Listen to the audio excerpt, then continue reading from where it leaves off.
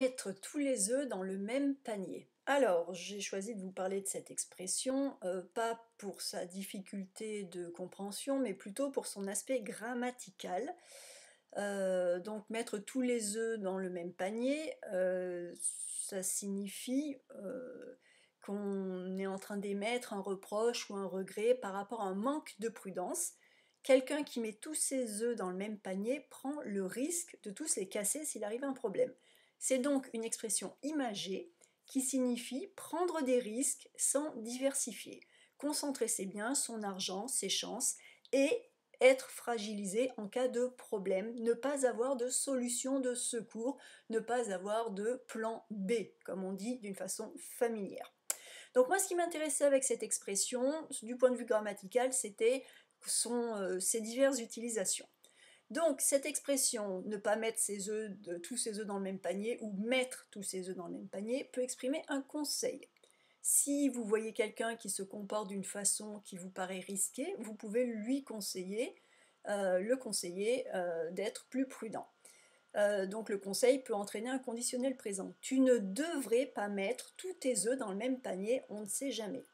L'expression du conseil énoncée de façon plus forte, à la limite de l'ordre, se fera au moyen de l'impératif. Ne mets pas tous tes œufs dans le même panier, c'est trop risqué.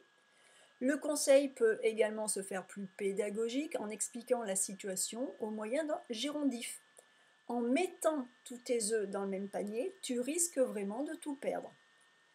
Cette expression peut également exprimer le reproche. Donc le reproche intervient une fois que les choses sont faites, donc quand tous les œufs ont été cassés.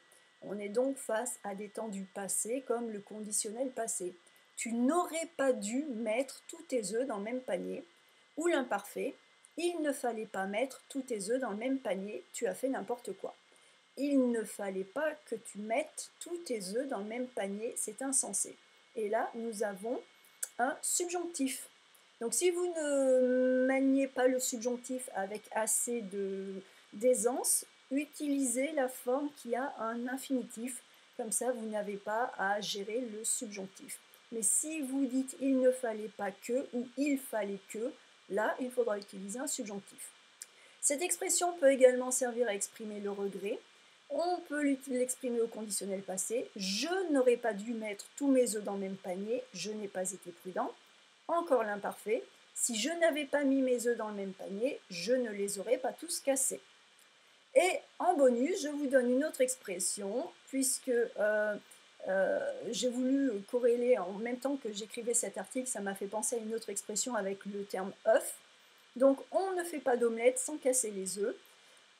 Donc je vous demande ce qu'elle signifie, je vous dis que je vous donne la réponse dans la vidéo, ça tombe bien, la vidéo on y est. Donc c'est l'idée que dans la vie, il faut parfois faire des sacrifices. Si on ne fait pas d'omelette sans casser les œufs, c'est-à-dire que quand on prend des risques, eh bien on accepte qu'une partie des choses va être difficile, qu'on va peut-être perdre une partie de ce qu'on a investi, de ce qu'on a risqué, mais que c'était pour arriver à un but et au final, on est arrivé à ce but, mais bien sûr, tout n'a pas été facile, tout n'a pas été rose, et en chemin, comme on voulait faire une omelette, il a fallu casser des œufs. On ne peut pas tout réussir et avoir tout facilement sans prendre aucun risque et sans risquer de perdre des choses. Si on veut une omelette, il faut accepter de casser des œufs. Donc voilà, je vous ai donné cette deuxième expression. Comme ça, vous avez plusieurs expressions et beaucoup de tournures grammaticales à étudier.